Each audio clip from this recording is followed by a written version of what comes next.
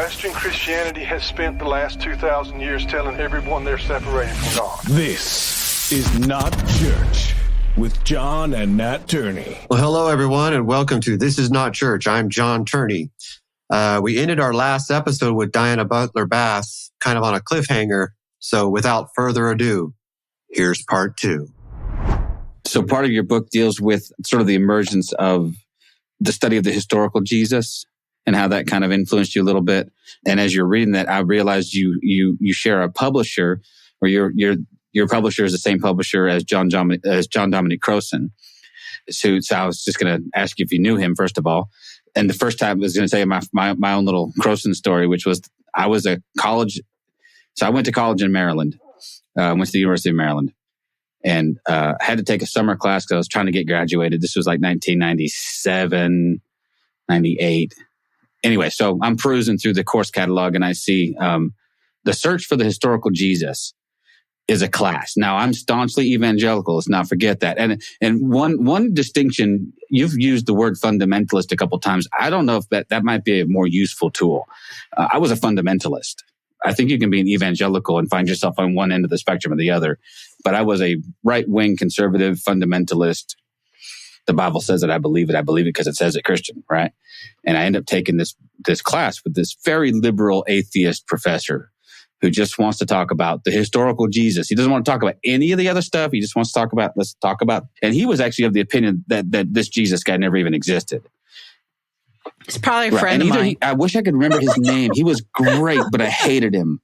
You know what I mean? Because I had to hate him because he was a blaspheming heretic, pagan, whatever he was. And I'm not even sure he believed that or if he just said that just to screw with us. You know what I mean? Because I could tell it was a small class. There were maybe 12 of us in the room. It was a summer session. And we were all like me. And I'm not sure if he didn't just do his job to perfection by playing a part and saying, you know what, prove to me Jesus even exists, and our heads exploded. Like, no! I said all of that to say that the textbook we used was John Dominic Crossan's book, The Historical Jesus. And I hated him too, And then as I furthered my education and things began to change and my, deconstruction was well underway, I went back to John Dominic and I'm like, you know what? Wow. I'm glad I revisited because he is a brilliant guy. I don't necessarily agree with all of his conclusions, but I do love that, that they did the work on the Jesus seminar and all the stuff that they did was phenomenal. But anyway, I just thought that was interesting that you guys are both in the Harper One family, right? And yeah. And I do actually know Dom. You can call him Dom. Someday I want to get to know him so I can call him Dom. He would be happy to be on your podcast, I'm sure. He's a really wonderful man. He's in his mid-80s now, and maybe even his late 80s. I'd like to tell him that story. Yeah, Dom, he would love it. Can I call you Dom? Yes, when I first met you through the written word, I did not like you. Well, there was a whole, there was in the 90s and the aughts, there were a lot of wonderful books that were written about Jesus. And Dom, of course, was one of those authors. Marcus Borg was another one who wrote Yeah. And actually this, while we're taping, this past weekend was just the 7th anniversary of his death, which, was a great loss. He died at 72, which was way too young. Yeah. But his little book, Meeting Jesus Again for the First Time. I love that book so much. Yeah, that's a great little book. And then, so there's Dom and Marcus were kind of the I think, most influential popular voices. But then there were some really Jack Spong wrote some controversial books. The wonderful, amazing scholar, she's Jewish and teaches New Testament, Amy Jo Levine she just retired from Vanderbilt. Oh, okay. She has written she writes for Harper One. She also, I think, has written some of the best stuff on parables that are out there. So the whole historical Jesus stuff, people put it in a sort of a basket and say the Jesus seminar is all one thing. No. But it wasn't. It was a group of scholars with lots of different opinions, and many of them had arguments between themselves. But what they were trying to do was to put good historical scholarship about who Jesus was out in the public square. And they were very successful at that. And it made, that made fundamentalists crazy. Well, I can attest to the fact that it made me crazy. I was like, this Jesus seminar people, and because I remember I wouldn't buy the book because that would be terrible. But you're giving money to Satan. I'm not gonna fund these guys' heresy, but I did flip through what's it called? Darn it, the 5 Gospels. So they do that thing where they line up the sayings of Jesus in Matthew, Mark, Luke, John, and Thomas. So of course my fundamentalist upbringing was like, well, of course you screw it all up with Thomas. There's no contradiction between Matthew, Mark, Luke, and John. It was Thomas that screwed it all up, non-canonical that it is. But then they sort of try to ascertain, right, what's the probability that Jesus actually said these things historically, and they come up with their grading system for it. And of course, at the time, it was all that was, I just wasn't in a place where I could hear any of that and see it objectively. It all just attacked me personally. And that was just that. And that's the poison, I think, of the fundamentalism, the evangelicalism, is that you're so taught to identify with that ideology that any attack on that ideology is an attack on you personally. And it's very much a personal affront, and I think that's where the root of so much vitriol is. I'm not just attacking your ideology, I'm attacking you. Yeah. And there always is a sense, I think, for people who are deep within the evangelical world, and you both said it in different ways, but I think it's so important, is that there is no other form of Christianity. That's orthodoxy. Right. It is orthodoxy. It is the truth. It is the only one single way. And everyone else and every other perspective and every other practice and every other tradition and all the multiplicity of Christianity is literally denied, or you kind of make sure that people who are growing up within that world never see the complexity of the whole thing. And so that's where my story is a story, I think, of an incredible amount of grace, because I was in the diversity. I chose the exclusivity. And then when the exclusivity tried to destroy me, which it did, I knew there was a place to go. And so it didn't all collapse for me. Just the part that was wrong collapsed for me. And I was able to then kind of crawl back toward this much more open, more diverse, gloriously messy kind of Christianity, and found a home there. And sometimes I've talked to friends who grew up within fundamentalism and, really rigid parts of evangelicalism. And I say, well, why didn't you just, become a Lutheran? Yeah, that's their answer. That's the answer. Yeah, it's like they literally cannot, they've been brainwashed to think that Lutherans, Episcopalians, the UCC, all these other groups are just full of mean-spirited, closed-mind, heretics, people who aren't Orthodox, who don't really know Jesus, whatever.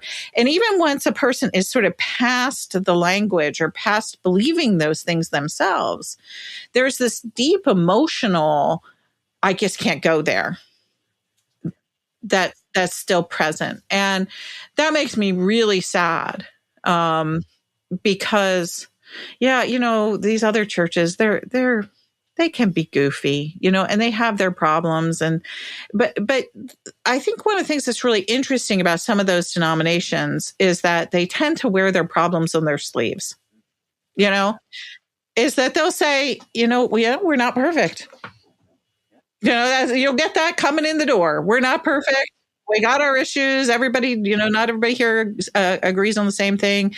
They'll talk about things like problems that they had about abuse, or I remember there was this big story in the Episcopal Church about a decade ago, where the treasurer of the Episcopal Church stole $2 million.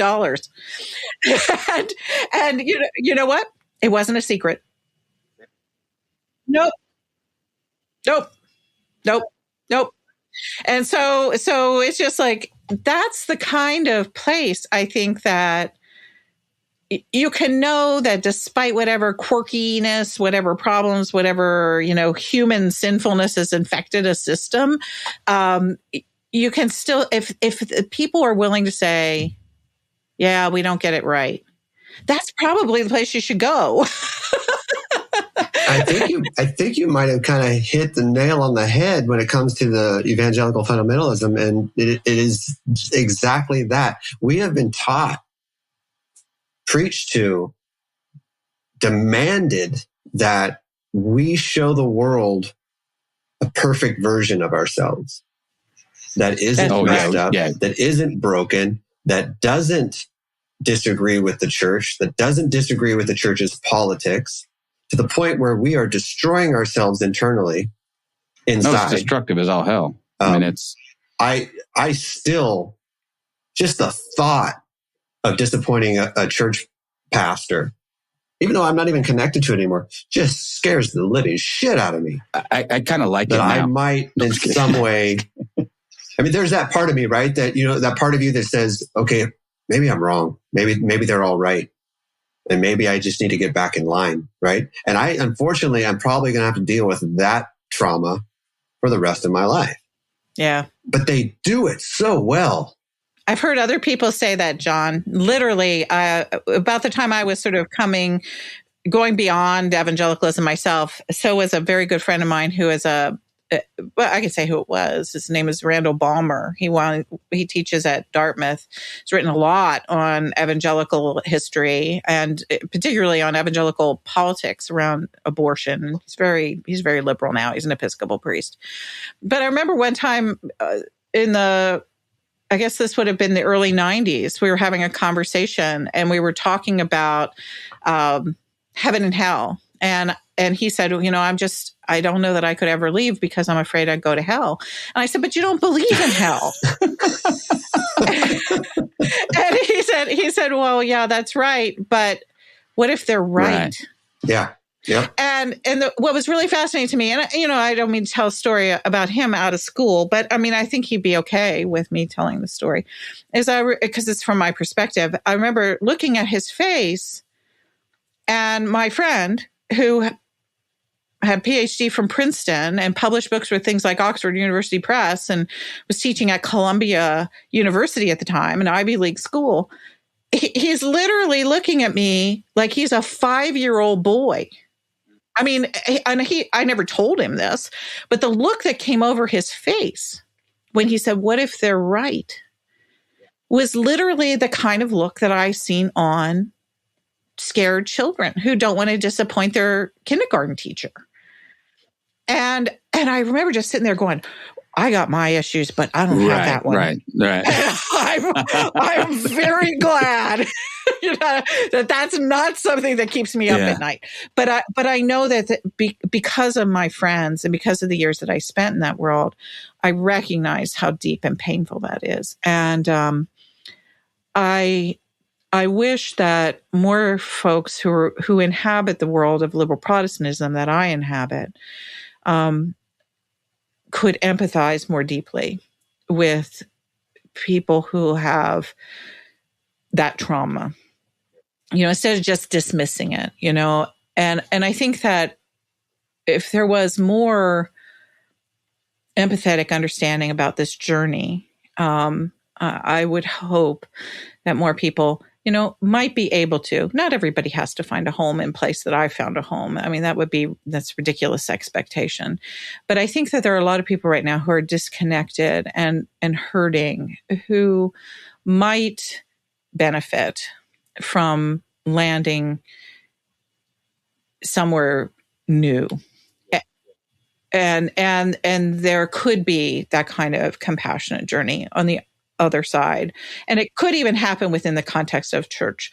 And so that's kind of one of those things I hope for. And if it doesn't happen within the context of church, I hope it happens within the context of some sort of communal expression of compassion and empathy, where people can really listen to each other's stories and see the pain, and also see the wonder and the joy and the deep beauty of how each one of us is created in the image of God, and how that matters, how each one of us matters to the direction of the universe, towards the arc of justice, toward the act of loving one's neighbor. And the more we can trust, I think, that our presence and that our ability to participate in the act of healing and repairing. See, that's the difference.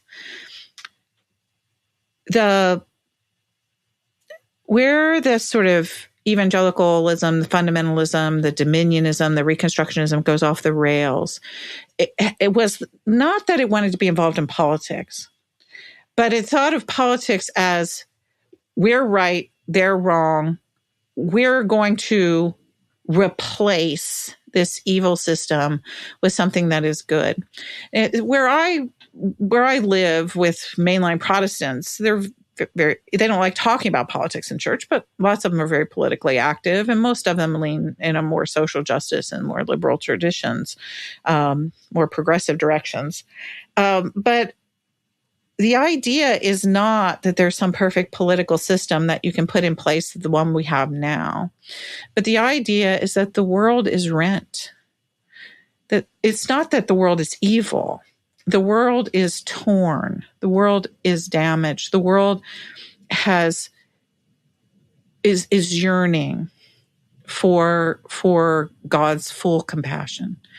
And so our job isn't to get in there and make it perfect, but our job is to get in there and to do works of repair, to be standing in a broken world with other broken people and saying, what can we do together to be involved in this work of healing, this work of repair? So it's not a work of replacing or a work of,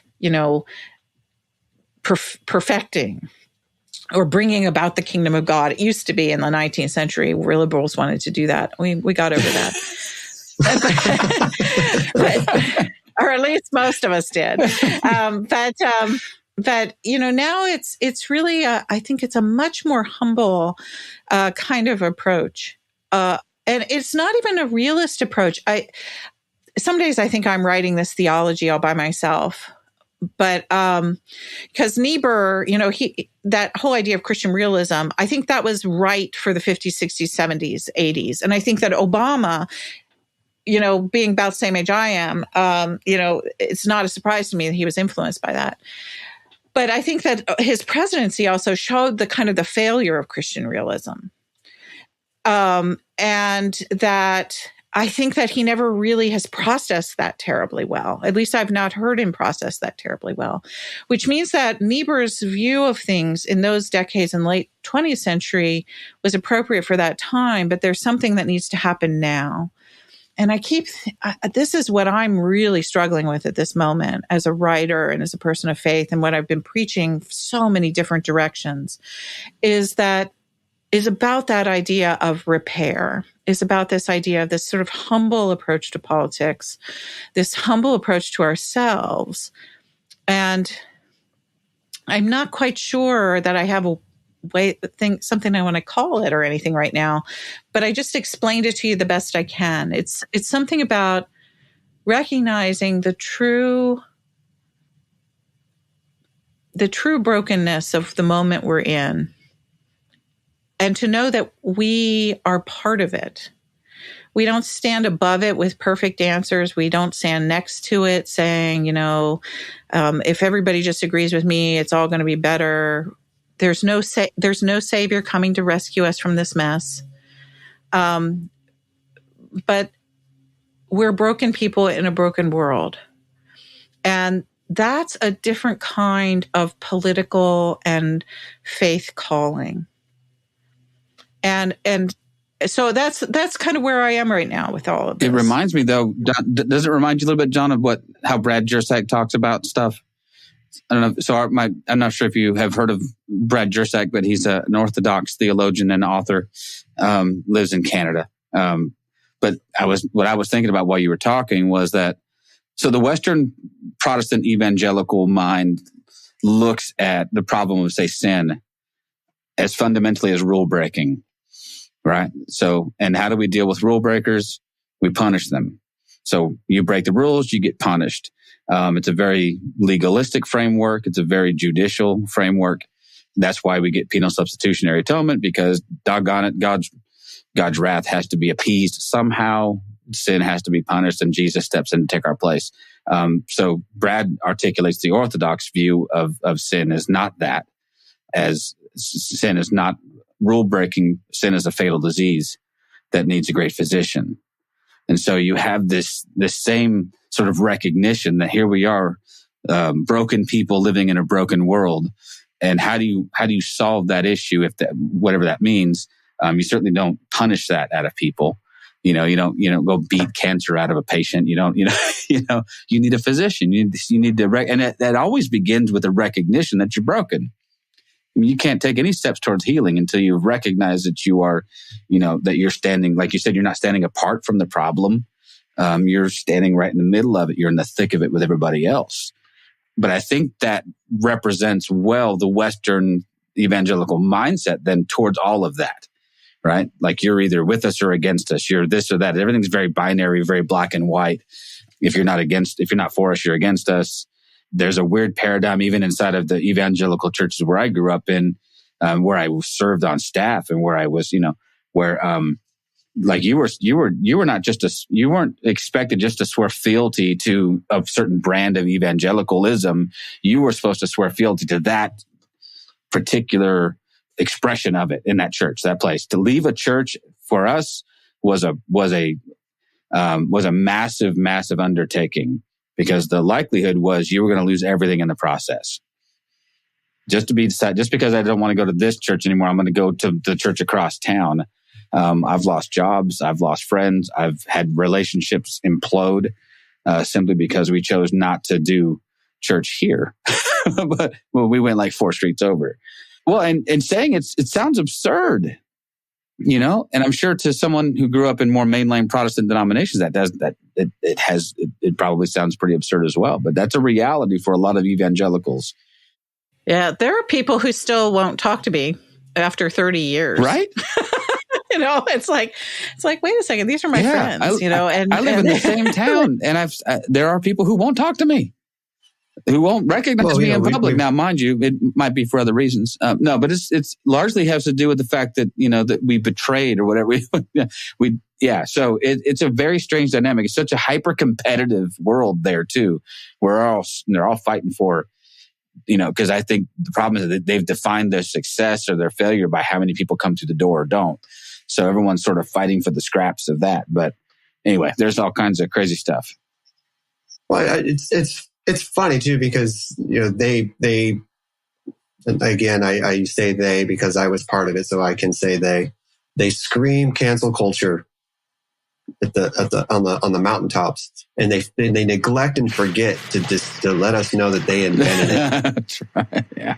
I mean, I have never been told, except from an evangelical fundamentalist church, to boycott products because their CEO said something against the church. I have never heard anyone else do this as well as the evangelical fundamentalist church. I'm actually on a list that Christianity Today denies exists. And no, wait a minute. We're getting the real story. That's good. It's a blacklist. Really? Christianity Today has a blacklist. You're on it? I've been on it for so long. I think they've forgotten that I'm on it. Oh, that's so cool. And so, it's like one time I literally asked the editor of Christianity Today on Twitter, I said, okay, you're going to be so nice to me. Why don't you take me off the blacklist? He's like, what blacklist? He said nothing. Yeah, It's like, there's no list. What are you talking about? There's no blacklist. It's like, yeah, right. Do they not carry your books in Lifeway? Or oh my gosh. Does Lifeway even exist anymore? I think they just went out of business. Good. But that was probably because they stopped carrying Rachel Held Evans, and then I'm telling you what, I was heartened. I really was heartened by the backlash they received over that. Well-deserved backlash, but there was some that I'm writing about this actually in part of this book that I'm very desperately trying to finish. But I write about how I would try to talk about how groups like Lifeway had at one point an inordinate amount of influence. They were the gatekeepers, the self-proclaimed gatekeepers. And when somebody ran afoul of their sensibilities, they just yanked their books out. I likened it to having your movie pulled off of Blockbuster shelves. You know, it wouldn't necessarily kill your career, but it certainly wasn't doing you any favors. You know, it was a book burning. It was a modern day book burning. I saw it happen. It didn't, not just Rachel Held Evans. I mean, they pulled the same shtick with Rob Bell. They pulled it with, you know, name it, you know, and yeah, I was so far out that they wouldn't. Yeah, you weren't even ever on the shelf to be pulled. Rob at least got a foot in the door before they're like, you know what? Nah, screw this guy. He's out of here. Well, that's another whole cancel cult. Wasn't that the whole farewell Rob Bell? Yeah, you see how that worked out. Poor Rob, he's suffering. Yeah. He's laughing all the way to Oprah's show and doing that. Anyway, I have a great deal of respect for Rob and for his willingness to suffer the slings and arrows, you know, and take his hits, and he's done well, you know. But I don't think it would have mattered to him either way. Had it gone all pear-shaped and he'd lost everything, I don't think he'd have been like, well, darn, I guess I should have towed the evangelical line a few more years. Well, doesn't it kind of go to that, you know, once you see it, you can't unsee it, right? Yeah. And then at that point, you speak out even if you're only talking to 5 people, right? There was a very funny story between me and Rob Bell years and years and years and years ago before his book came out. He actually had one of his minions at that church that he worked at in Grand Rapids. They contacted me and they said, we'd love to have you come and speak at this church. It was Mars Hill, right? And I said, yeah. And so the I other said, Mars Hill. Yeah, the other Mars Hill. Mars Hill, right. One. The good guy Mars Hill. So anyway, I said to this fellow, I can't remember his name. I said, isn't your pastor like, you know, this guy Rob Bell? And he goes, yeah. And I said, you don't want me to come there? I said, that'll get you in so much trouble. I literally said, do you know who I am? Have you read anything that I've written? And I'm actually like a woman. Yeah. Yeah. And a Democrat. And he said, oh, no, we know exactly who you are. And we really want you to come and speak. And so we started out the invitation, and then it just got dropped. And then the next thing I knew, Rob was in trouble. But it wasn't because of me. But it's interesting to me because I've always thought to myself that if there had been just a little crack in the door at something like Christianity Today or one of those evangelical bookstore chains or what have you, more people who were on the edge would have found their way to my work earlier. And since then, you know, I've written all these books and people are constantly finding them and saying, you know, I never heard of you. And I said, well, that's because they didn't want you to hear of me. And part of, I think, the vibe that, you know, I have in terms of my writing is that my work really does speak toward the Bible, towards the tradition, toward a sort of a faithful embodiment of life and community, all of these things, but it's all alternative. It's all not what evangelicals would expect. It's a different vision. And so I think to myself, you know, maybe Christianity Today was right to blacklist me because it's very dangerous in their world to have these other possibilities put out there as real possibilities that still can be seen as being faithfully Christian. Well, their view of everything is so narrowly cast. I mean, and that was it's really funny because the pastor that I was working for at the time, is the most, golly, man, he is the most right-wing fundamentalist, very politically active, just all of those things, right? And he encourage is not the right word. Stronger than encourage, just shy of force. Forced me to go on this retreat. It was something that the church was really heavily involved in, something that, and I really, now that I look back on it, I know that he used it as a tool to get people. It was an influence thing for him because there were lots of churches in town involved in it, but it was called the Walk to Emmaus. Well, what he didn't know and couldn't have known was that would be my undoing. It was fantastic. It was beautiful. And it may not be this way everywhere these things are held, but the one that I participated in here is super ecumenical. It takes place at a Catholic retreat center. It's run by the Methodist Church, but it's not Methodist. It's very, very egalitarian. It's very just grace focused. And so 72 hours of this retreat, it's like almost like a crash course on Christianity 101, but taught by a plurality of people. There was Episcopal and Baptist and Lutheran and Presbyterian. I'm on this, and then I'm in a room with about 48 other guys. And what I came to grips with in that place over 72 hours was the fact that I was a tremendous religious bigot, like an unbelievable. But I was convinced my way was the only way, not the right way, the only way. I wasn't even aware that there were all these other people that existed. And so 3 days of this hanging out with these people who I fell in love with over the course of 3 days, who I still have contact with, most of them now, undid me as an evangelical. Like I left that place going, well, whatever I was before, I can't be that anymore. Because what I'd been taught to think about all these people was all fundamentally untrue. So, and I'm convinced that's got to be the solution, man. And I came to it's kind of a similar place, but through a completely different route. So, like I said earlier, I left the church when I was 18, right? And I end up marrying an atheist. I end up in a very strong LGBTQIA plus community, and find that there are Christians in there. You're like, who I was told that those two words don't work together, right? Gay Christian is, like we've said recently, is an oxymoron.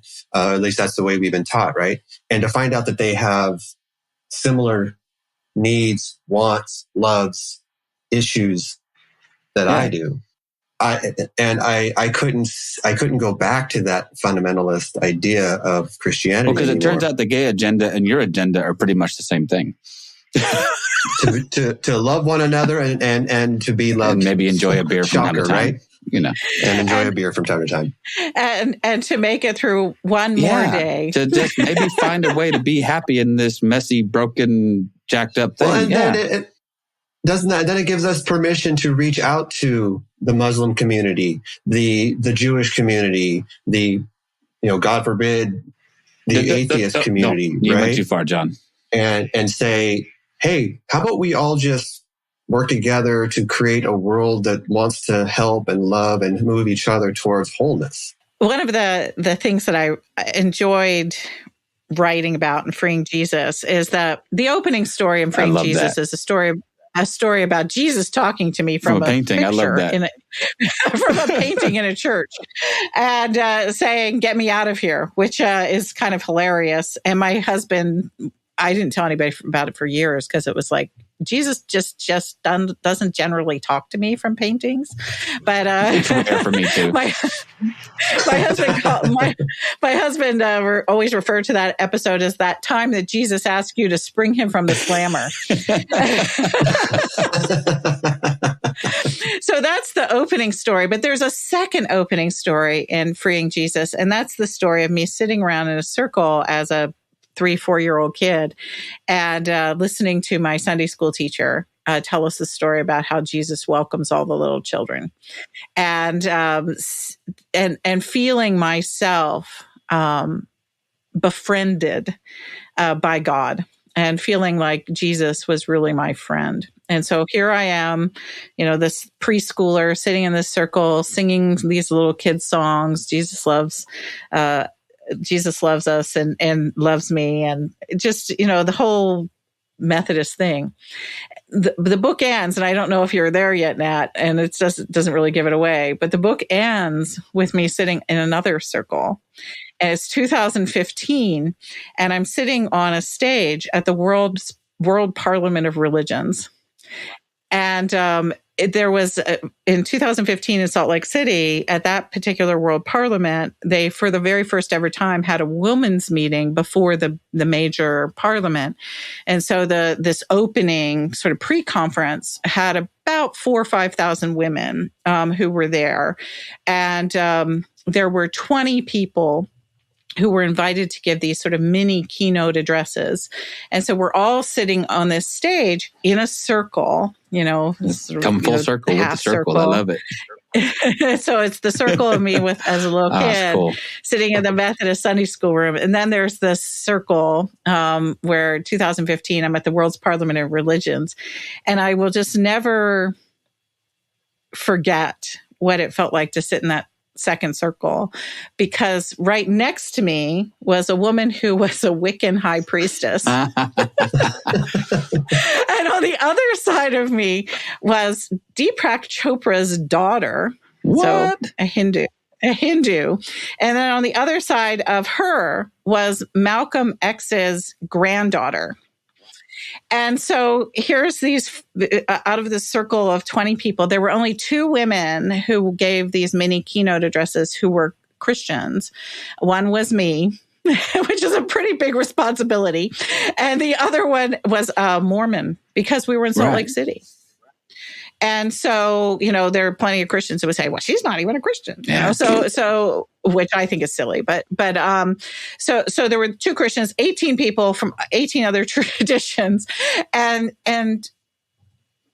there were the 4 of us in this one part of the circle. And I just looked and I thought, this is my Sunday school class just now on this big world stage.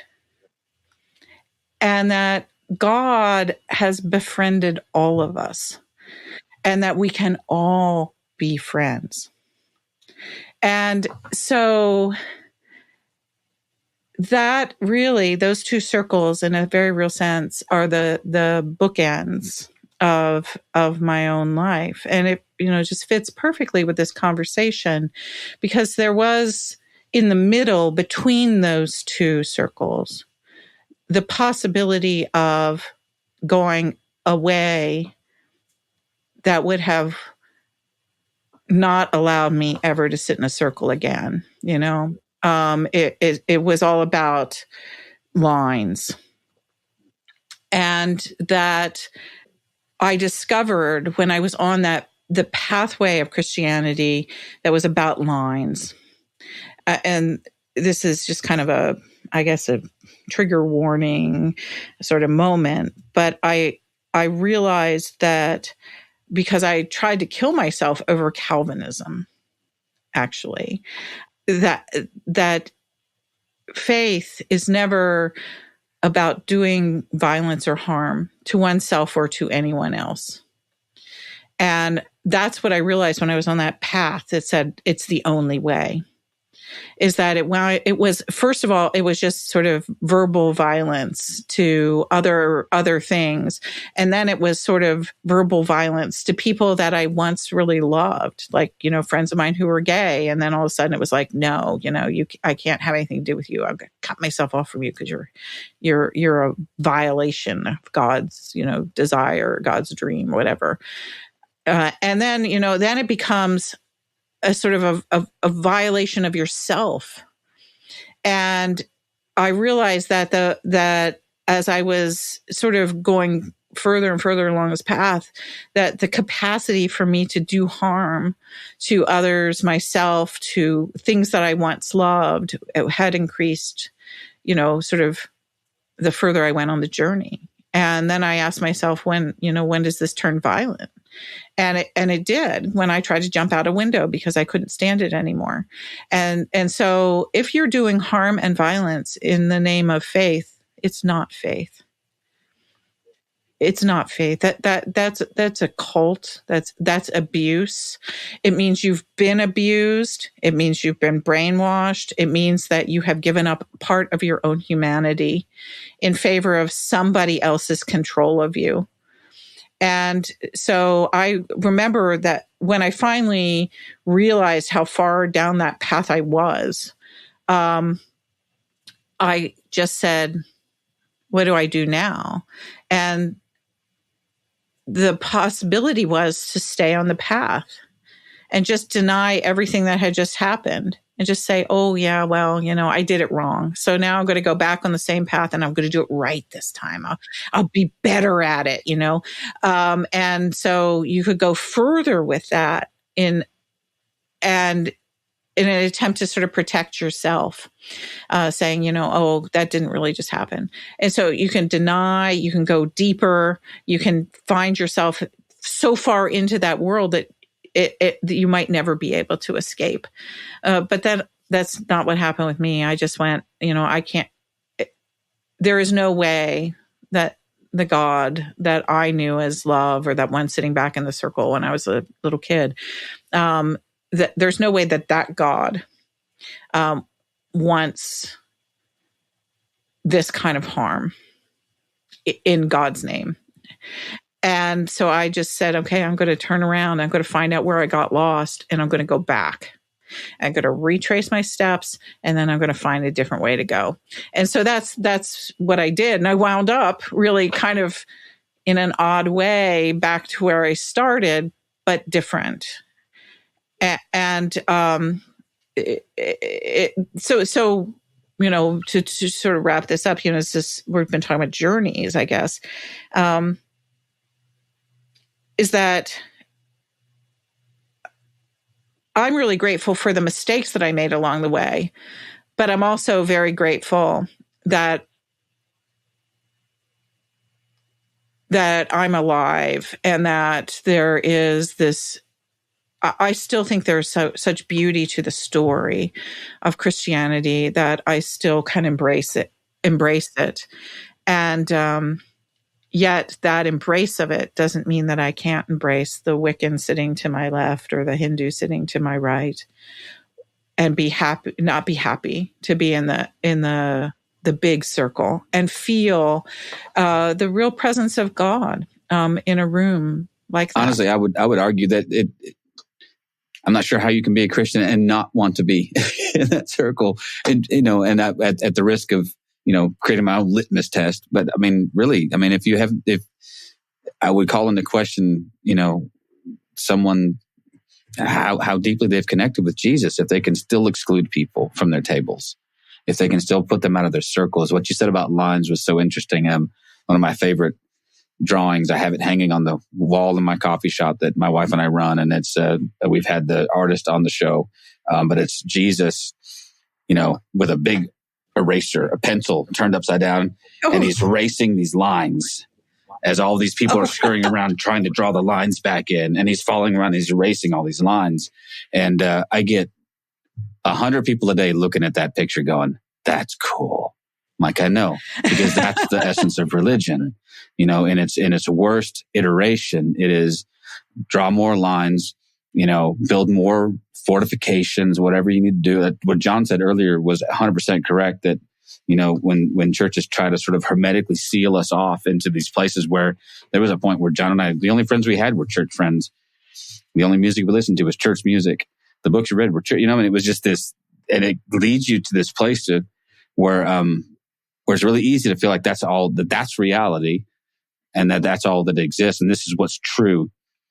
And then there's that very real us versus them dynamic that comes into play, where we were taught from a very early age that pretty much the world was out to get us, and we were the stalwarts. We were going to stand on the ramparts and defend the faith against the. It's a weird dynamic. It's one I hopefully did not pass on to my children. This sort of adversarial, confrontational thing we have going on, and that's really what our politics. Yeah, that I think is the most. That to me seems to me to be the the biggest influence of religion on politics is that the evangelical persecution complex has muted its way into our political environment. Because I'm 50. John's what, 70, 75? Whatever you are. I mean, you're sort of Gandalfian. He's the older brother. He's 51. But, old enough to have lived through multiple presidential elections. The first one I really recall having any interest in was Bush Mondale. So I really wasn't politically aware when Reagan ran and won. I knew I was supposed to hate him because I was a liberal and, whatever. And he was taking money out of the mouths of poor people and calling ketchup a vegetable. But you remember that debacle? But I remember my dad and I going around and around, and we fought and I really think I walked into the house one day with a Walter Mondale, placard, I think just to piss him off. Just to see if I could get a rise out of him. I didn't really know much about politics, except I knew I was going to vote for I was going to vote against whoever he was voting for, because that was what I was supposed to do. But I've never seen it as rancorous. And I think I can see the trajectory though. I saw it with Bill Clinton. There was, the beginnings of that. And he gave his adversaries plenty of ammunition, but I don't know, man, I don't want to overemphasize the last president, but to me, it reached, well, maybe it didn't reach its climax, but it was heading towards its climax. I've never seen it like that. I'm not sure that it is at its climax. I don't think it is. I think this year has been unexpectedly hideous. And I kind of every day, every day I wake up and I pray, and I live here in Virginia. We just elected a governor that rivals Rick DeSantis in his insanity. And so it was, the campaign was all about religion. It was just, I was screaming, I was writing about it. I was yelling, please pay attention to this. And the secular media just kind of ignores the religious dimensions of what's going on. But the new governor of Virginia, his name is Youngkin, he actually won by working through a network of churches exactly like the one that you described.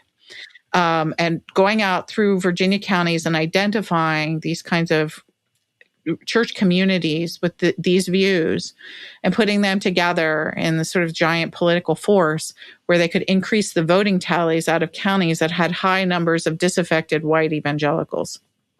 And that's what they did. They overran the other parts of Virginia, the more diverse parts of Virginia, the more politically progressive parts of Virginia. Not by much, right, by 30,000 votes. And it was a 30,000 votes that nobody in this part of Virginia that I live in had ever seen before. It's like, where they find these 30,000 votes? Well, they found them in these churches. And so that they stoke those fires, don't they? That's where that just what you said, that persecution complex comes in. And I've seen that more so in the last decade or so than, I've never seen a bunch of whiny or snowflake Christians in my life who think, who love to call everyone snowflakes. But everyone's out to get them. Everything's a battle. They want to fight over, they want to fight Starbucks because they don't like the Christmas cups they put out. The color of the cups. They don't like the color of the cups. They want to get pissed off at Target because they're not going to keep transgender people in a specific bathroom. Pick your culture battle du jour. And that just seems like that there's on a crescendo, of this is, we're being persecuted. We're being marginalized, and we're the least persecuted church in human history. It's sad to think that we feel persecuted at all. But yeah, I don't know. I'm not sure. Like I said, I'm with you. I don't think we've reached the top or the bottom. I guess we should say it's more like the bottom. I don't think we've reached the bottom of this thing yet. I think we can get our shovels and start digging pretty soon. See how deep it goes. But a friend of mine who is a rabbi says that when you are preaching, you should never have the last word be, and God says, I will destroy the earth. That never end a sermon with that. Okay. but instead he said, he says, you always have to move into sort of this bigger vision. And I was thinking back to something you said a few minutes ago, and that is the about the Eastern Orthodox theologian and how we share this idea of broken people in a broken world. And you said, well, what are we going to do? Well, you need a physician, to heal things. And that is definitely a way to think about Jesus and to think about the tradition. And I do love the healing sort of vision of Eastern Orthodoxy and the way that you presented his words there. But there's something else that I think that we can do, and that is broken people in a broken world, make sure everybody has dinner. I mean, that's my idea. It's like, I don't even know that we can heal everybody or any stuff, but we can all feed one another. We can all we can all have dinner. Do you remember the story? You obviously know the story of Jesus feeding the 5,000, right? And I remember the first time I heard a preacher tell me, why did Jesus feed the 5,000 people? And I said, I don't know why. He said, because they were hungry. Oh, that's right. Okay. Fair enough. And it's not a metaphor. No, they were hungry. And so he met their needs in the moment, a comedian who has now been canceled, so I can't say his name, but he said something, and it was profound. He said something about like, the only reason you should be looking in another person's bowl is to make sure they have enough food. You know what I mean? It was like this idea of like, I'm not going to compare what I have to what you have. I'm not looking at what you have except to see that you have enough. And so I'm like, wow, that's very, very deep, especially for a comedian who would later run afoul of, the law. But no, not Bill Cosby. Not Bill Cosby. I wouldn't even bring it up. All right, fine. It was Louis C.K. All right. And if you know Louis C.K.'s comedy, that's a very deep thing for a guy like that whose comedy is kind of crass. But anyway, I'm like, well, that's a really, I don't know. It touched me enough that I'm still thinking about it. Like what am I more concerned about? And that's to me, that's the story of American nationalism that's wed itself in this unholy union with evangelical Christianity, which has turned a faith that was supposed to be a faith of generosity into one of accumulation. That's right. It was a faith of generosity and gratitude. That is, everyone is invited to the table. There's always enough for everyone. And we all say thank you. But what do we do now? We idolize and we elevate and put up on pedestals preachers who live in opulence, who are hoarding resources for themselves, who have the ability and the capacity to help their communities, but don't seem to want to do it, and would probably deride me for saying any of those things, as probably call me naive or liberal or whatever I am. But that to me, that is one of the ultimate blasphemies, is we've taken this faith that Christ gave us that's supposed to be one that makes sure that everybody has enough. And, and just who were we talking about the other day? We were talking to somebody, John, the other day about just the concept of sort of Christian celebrity, why that's such a weird and foreign thing to even think about. Oh, yeah. But, not to pick on Joel Osteen, but he's whatever. I don't have an axe to grind with him, but have you seen the dude's house? This is a guy who's, who's made it his life's goal. It seems to accumulate. And, again, I don't, not just trying to throw shade to throw shade, but anyway, that seems to be at least what a particular brand of religion has taught us. You know what I mean? Right. And that's the years ago when I didn't actually leave sort of my own accord. I did have questions, all that kind of stuff, but I really got kicked out. Ultimately, I mean, I got kicked, and that made me look at everything anew. So when all of that, sort of happened, someone asked me, well, what are you going to, do? You're going to fight back. And I started on that sort of path where I was just like, always thinking, I'm going to punch back. And then I don't know what happened, but I realized that if you meet force with force, it doesn't work. It just increases the amount of force that's present in any given situation. And so when people talk about, fighting back against Christian nationalism, fighting back against MAGA, fighting against all this sort of stuff, there is another way, and that is setting a table and sending out dinner invitations. And so I actually believe that if people of faith, there's stuff we have to be wise about and things that we definitely have to work on about policy decisions from the government that would hurt other people. We do have to fight back as it were, to resist the which should be fair treatment for all being used against people. So I'm not saying that you just abandon the fight, but what I am saying is that people of faith really have to understand that to kind of get in the arena with these right-wing sort of crazy evangelical leaders and all this sort of stuff, it in one level makes the problem worse. And what makes what is a potential real way of broken people being in a broken world is simply inviting people to dinner and feeding them. And so it is so wildly out of the box that folks don't even know what to do when you say that. Sit in a circle, sing together. It's like, what? that's the way around this. But the civil rights movement got this right. They both understood about policy change and how to do the right kinds of confrontations that pointed out injustice and shamed people toward a greater justice. But they also knew this other thing too about the making of community and how you pick up people, how you enact the Good Samaritan, how you invite people to the feast, how you create the beloved community. And so to me, that becomes a real model for what I've tried to do in all of these years. The temptation I always had was towards vengeance and wanting to use my voice in a way that would hurt the people that had hurt me.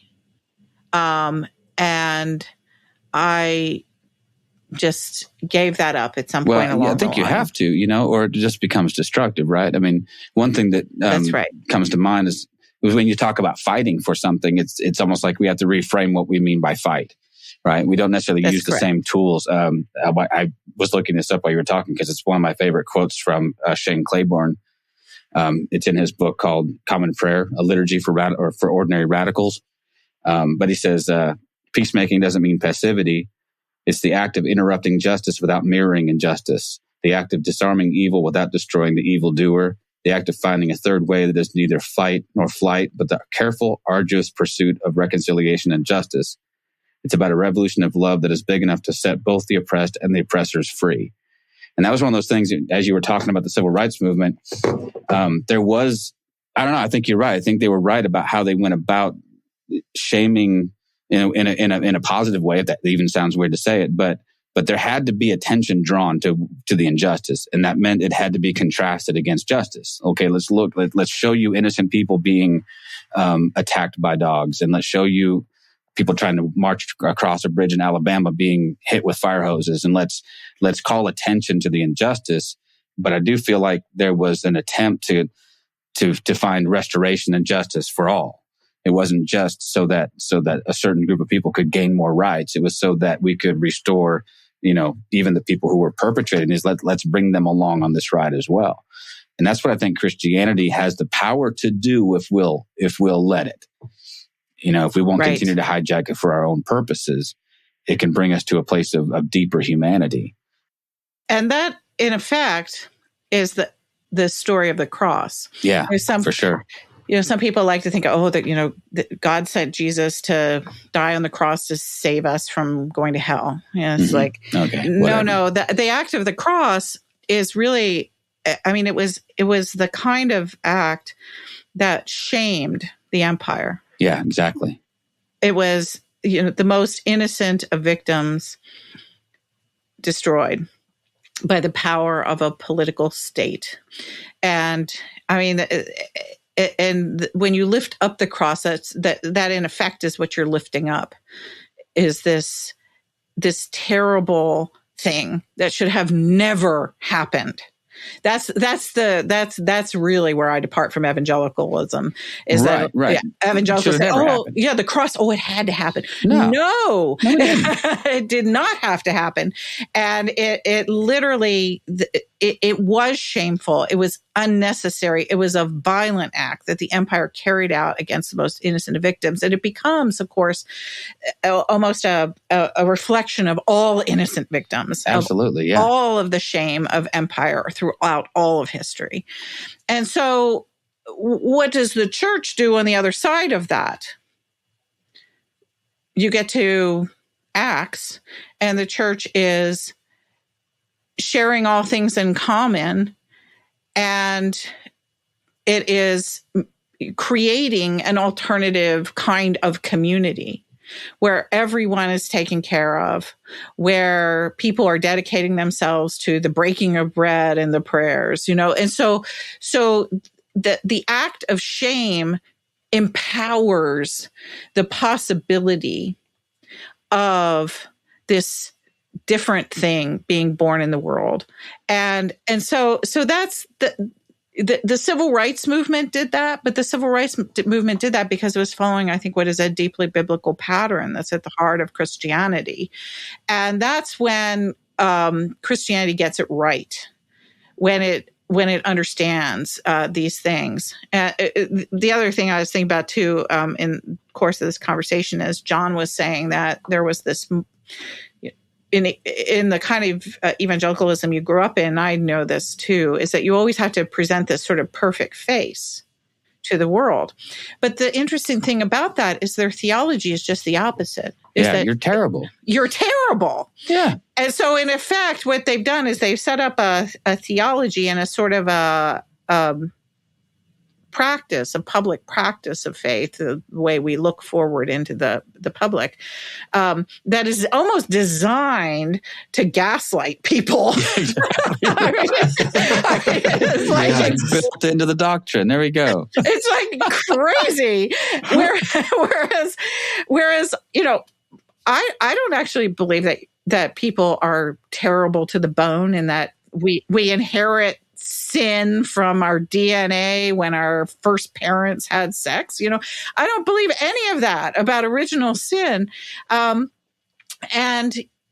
yet I also don't believe, so I have a generally what it would be considered a more optimistic view of human nature, even though I just talked about in terms of brokenness, woundedness, abusiveness, violence, all that stuff is present and all that stuff is real. There is no denying any of that.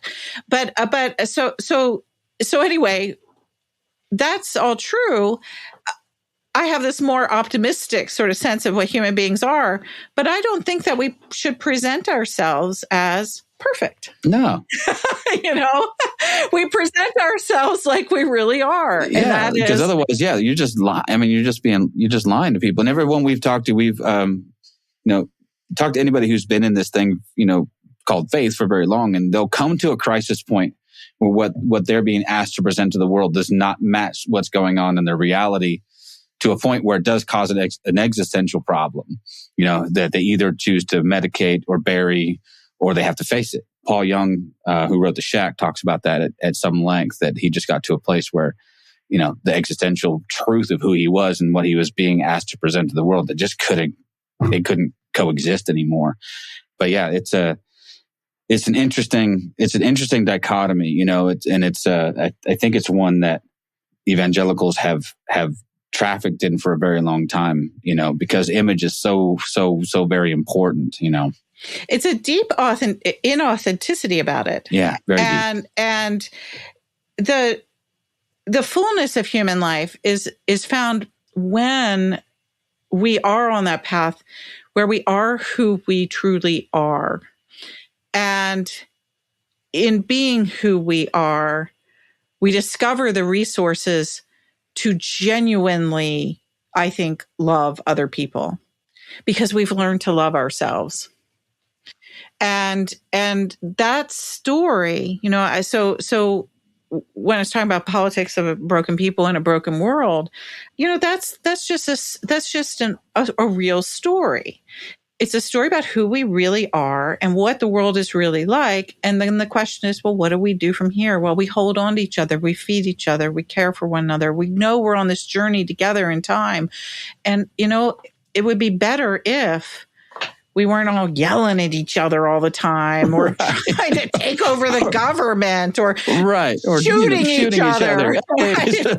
That's all bad stuff. I remember preaching this I was a youth pastor for a little while. I remember preaching to my kids about loving your neighbor. I'm like, it's awfully hard to love your neighbor when you're murdering them. Right.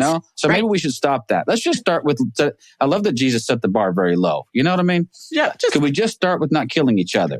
Right. And then we'll move on to not hating each other too, but because all those murderous thoughts start out, murderous actions start out as murderous thoughts. But what a novel concept, that we just love each other. Part of that is coming to grips with loving yourself. So Thich Nhat Hanh, who unfortunately just recently passed away, I was just listening to or reading another book by him. And one of the things he says is, so you can't take care of your neighbor if you don't first understand that you need to take care of yourself and love yourself. Because you are going to project onto others how you feel about yourself. So if you are being told that you're a dirty, rotten sinner, that you're a horrible person, that you're not worthy, that you're a worm, you are inherently going to start seeing the world around you like that. And so to help others, you have to be willing to help yourself and love yourself. And that's, for the Christian church, is very, very hard to do because we are told time and time again how horrible we are. Wasn't it Martin Luther that said that we were snow-covered dung? So there you go. Yeah. Thank you, Luther. He says, as Brad Dripsack says, but you're still poo. So I can still hear it in this silly Canadian accent. But one of the very best essays ever written about human nature was written in the 1960s. I think it was 66 by a feminist theologian. She was one of the first feminist theologians, Valerie Saving.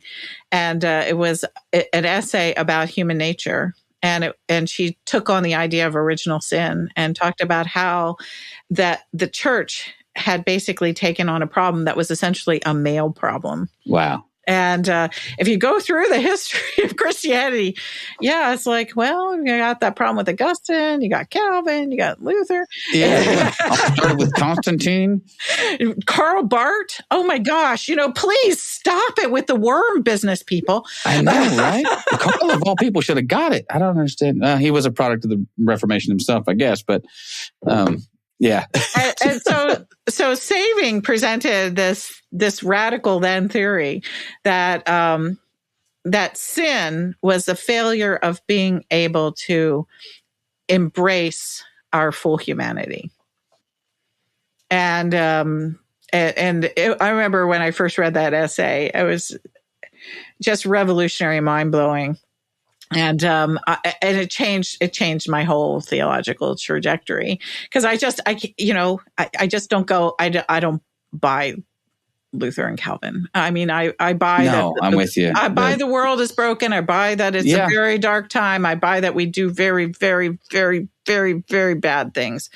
But at the heart, I can never buy off on inherently bad.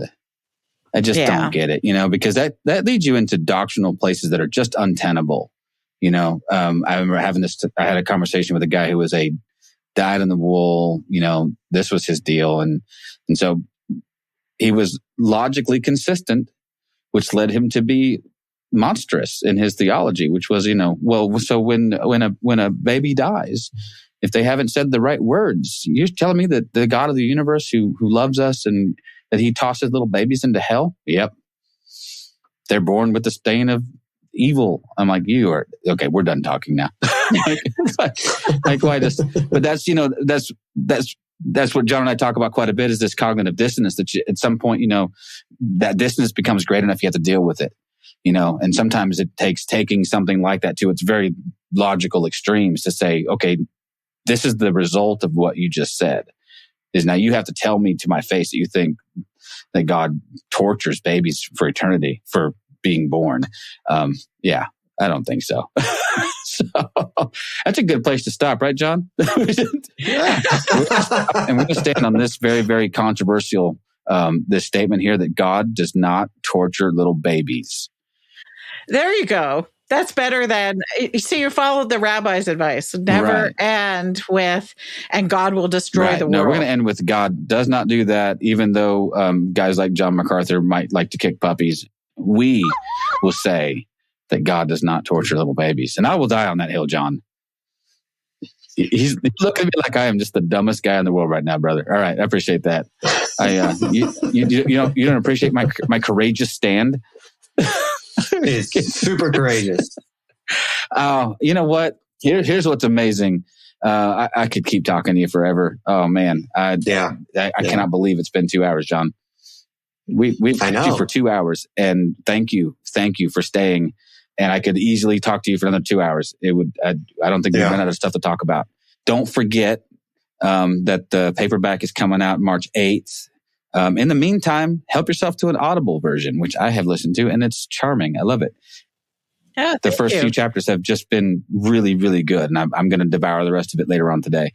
And I really want to dig into. That's not the only book you've written, for goodness sake. 11 books, so there's lots of stuff to dig into. Hopefully, at some point, the world gets back to some semblance of normal, and you can get back to speaking and promoting your books, and we can find a place to meet up one day. That would be great. Oh, that would be lovely. Wow. I actually really enjoy the face to face and sigh. Oh well, it must have been a tough year or two then, just not being able to do that. Yeah, I'm an extrovert by nature, and so it's really hard for me to have been trapped inside my office now for 2 years. That seems extreme. I never realized. It's so extreme. But I do have friends that think that they could have been Julian of Norwich. Locked in the little just locked in a little monastery somewhere and just sort of. Not me. No, I'm a what's that term we call it, John? An introverted extrovert. I can't remember the word for it, but I'm both. There's times I can very absolutely be alone. It's no problem. And then there's times I can people, but my peopling has limits. So I'm like, okay, I've had enough of y'all today. I need to go home and drink alone for a while. So, well, in the shameless promotion category, yes, absolutely. I also do have a newsletter. Oh, yes, okay. And it's called The Cottage. It's platformed on Substack. It seems like pretty soon everybody in America will have a Substack newsletter. But if you just go to my webpage, you can. It says sign up for my newsletter, and you're on Twitter, obviously, and I'm on Twitter. So you're pretty active on Twitter and all the social networks. You'll be making TikTok videos soon enough. I can't even imagine me doing that. I 100% can. I think this needs to happen, and that needs to be your backdrop for all of them. Just hanging out in the cottage. Just hanging out with my books. just taking a hammer to the patriarchy one little bit at a time. Just chipping away. I like it. So we'll link to all that stuff, and we will make sure that this goes out before your paperback is released, so that our 7 or 8 listeners will get a chance to hear about it. Our wide, diverse audience. I'm pretty sure I haven't had a chance to have Kristen Jumay back on, but I will make sure she knows that it's not coincidental that after she was on the show that her book, was propelled into the New York Times bestseller list. So wow, she's done great with that book. Yeah. I love her. She was. But you are. Yeah, she was great. You're great, Diana Butler Bass. We appreciate having you on the program. If we ever get a chance to do it again, we would love to do it. So thank you for your time. Yes. Oh, thank you. Thank you for listening to This Is Not Church. Be sure to rate and review the podcast on your platform of choice. If you would like to partner with us, visit patreon.com/thisisnotchurch, where you will receive exclusive content such as early access to episodes, videos of upcoming episodes, and live Q&A sessions. Be sure to check out our Facebook group or follow us on Twitter and Instagram. All the links are in the show notes. We'll be back soon with another episode.